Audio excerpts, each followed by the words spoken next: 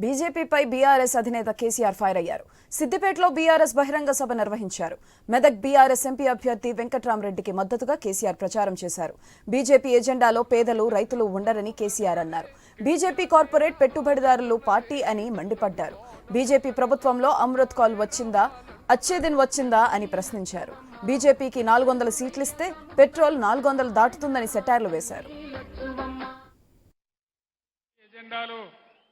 ఏనాడు కూడా పేదల అవస్థలు ఉండవు, పేదల మాట ఉండదు, రైతులు ఉండరు, చేనేత కార్మికులు ఉండరు, సామాన్య బడుగు బలహీన వర్గాల బాధలు కానీ ఉండవు. అది ఎంతసేపు పెట్టుబడిదారుల పార్టీ, కార్పొరేట్ల పార్టీ తప్ప సామాన్య జనుల పార్టీ బీజేపీ కానే కాదు అని చెప్పి నేను మనవి చేస్తా ఉన్నా. బీజేపీ వచ్చినప్పుడు నరేంద్ర మోడీ గారు మా గవర్నమెంట్ వస్తే విదేశాల్లో ఉన్న నల్ల డబ్బు తెచ్చి ఇంటికి 15 లక్షలు ఇస్తామని చెప్పినారు. 15 లక్షలు వచ్చినాయా?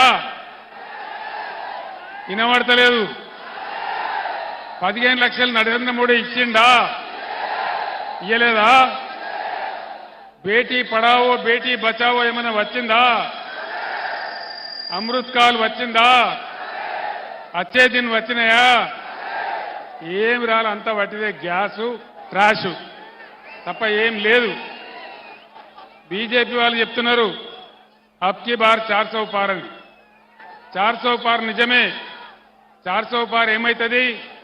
పెట్రోల్ 400 పార్, డీజిల్ 400 పార్, కానీ నరేంద్ర మోదీ 400 పార్